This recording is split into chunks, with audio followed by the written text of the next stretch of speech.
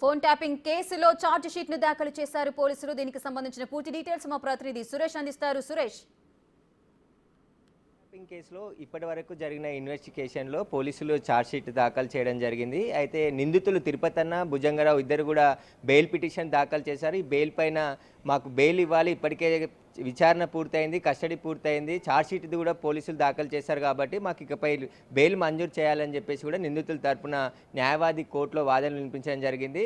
Charge sheet వేసినప్పటికీ కూడా ఈ case ఇంకా కీలక దశలో ఇన్వెస్టిగేషన్ కొనసాగుతుంది కాబట్టి నిందితులకు బెయిల్ ఇవ్వొద్దని చెప్పేసి కూడా ఇటు పోలీసుల తరపున పీపీ వాదనలు వినిపించడం జరిగింది. మార్చి 10న కేసు నమోదైంది కాబట్టి ఇప్పటివరకు జరిగిన ప్రైమరీ ఇన్వెస్టిగేషన్ అంతా కూడా పోలీసులు ఛార్జ్షీట్ రూపంలో కోర్టుకు తెలపడం జరిగింది. దాంట్లో చాలా ప్రభుత్వానికి సంబంధించిన ఎస్ఐబి కార్యాలయంలో ఎవిడెన్స్ని ధ్వంసం చేశారు, ఫోన్ ట్యాపింగ్లకు పాల్పడ్డారు కాబట్టి పూర్తి విచారణ కొనసాగుతుంది. ఈ కేసులో ముఖ్య నిందితుడైనటువంటి ప్రభాకర్ రావు, అదేవిధంగా శ్రవణ్ రావు, ఓ మీడియా సంస్థ ఎండీగా ఉన్నటువంటి శ్రవణ్ రావు ఇద్దరు అమెరికా పారిపోయారు. వారిని ఇండియాకి రప్పించి విచారించే ప్రయత్నం పోలీసులు చేస్తున్నారు కాబట్టి ఈ తరుణంలో నిందితులకు బెయిల్ ఇస్తే ఎవరైతే సాక్షులు బయట ఉన్నారో వారిని ప్రభావితం చేసే అవకాశం ఉంటుంది కాబట్టి నిందితులకి బెయిల్ ఇవ్వొద్దని చెప్పేసి కోర్టు దృష్టికి తీసుకురావడం జరిగింది. హైకోర్టు కూడా ఫోన్ ట్యాపింగ్ కేసుని సుమోటోగా తీసుకోవడం జరిగింది. బిగ్ టీవీలో వరుస కథనాలు ప్రసారం చేయడంతో ఎవరైతే నిందితులు ఇటు తిరుపతన్న, భుజంగరావుకు సంబంధించిన కన్ఫెషన్ కాపీని బిగ్ టీవీలో వరుస కథనాలు ప్రసారం చేశాము. దాంట్లో భాగంగానే సుమోటోగా హైకోర్టు ఈ కేసును తీసుకొని విచారించింది. ఈ జూలై 3కి విచారణ వాయిదా వేసింది. ఇది ఇటు డీజీపీకి, గవర్నమెంట్కి నోటీసులు జారీ చేసి వివరణ ఇవ్వాలంటూ కూడా హైకోర్టు కోరింది. కాబట్టి కేసు విచారణ జరుగుతున్న ఈ సందర్భంలో నిందితులకి ఎట్టి పరిస్థితుల్లో బెయిల్ ఇవ్వొద్దని చెప్పేసి కూడా ఇన్వెస్టిగేషన్ తరపున పీపీ వాదనలు వినిపించడం జరిగింది. ఇక ఛార్జ్షీట్లో ఇప్పటివరకు మొత్తం 4 నిందితులుగా అరెస్ట్ చేశాము. మరో 2 నిందితులు పరారీలో ఉన్నట్టు తెలపడం జరిగింది. అందులో భుజంగరావు, తిరుపతన్న, రాధాకిషన్ రావు, ప్రణీత్ రావు 4 అరెస్ట్ చేశారు.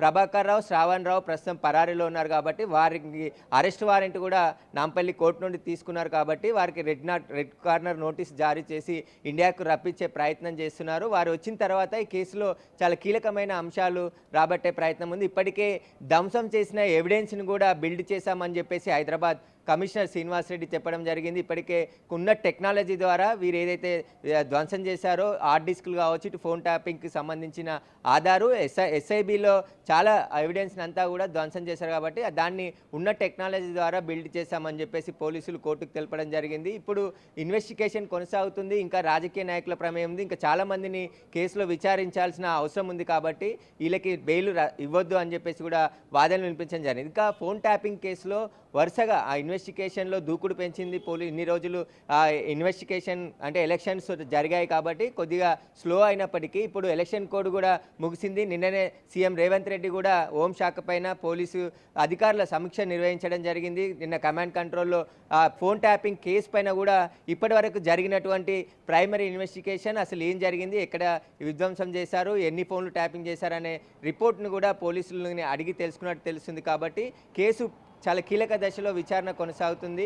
ఇప్పుడు ఛార్జ్షీట్ దాఖలు చేశారు. ఛార్జ్షీట్లో పలు అంశాలను కూడా పోలీసులు అధికారులు ప్రస్తావిస్తున్నట్టు తెలుస్తుంది. ఒక కుట్ర పూరితంగానే ఈ ఎస్ఐబిలో పనిచేసినటువంటి 6 కూడా ఫోన్ ట్యాపింగ్లకు పాల్పడి ఎవరైతే ఎవిడెన్స్ ఉందో ఎస్ఐబి కార్యాలయంలో దాన్ని ధ్వంసం చేశారు. ఎన్నికల రిజల్ట్ వచ్చిన తెల్లారే అక్కడికి వెళ్ళి సీసీ కెమెరాలు ఆఫ్ చేసేసి భుజంగరావు, తిరుపతన్న మరికొంతమంది అధికారులతో కలిసి అక్కడ ఈ ఎవిడెన్స్ అంతా కూడా ధ్వంసం చేసి కొత్త హార్డ్ డిస్కులు, కంప్యూటర్స్ అన్నిటిని కూడా అక్కడ అమర్చారు కాబట్టి వాటన్నిటిపైన విచారణ కొనసాగుతుందని చెప్పేసి కూడా కోర్టుకు పోలీసులు ఛార్జ్షీట్లో తెలపడం జరిగింది. ఇంకా ఈ కేసులో మరిన్ని అరెస్టులు జరిగే అవకాశం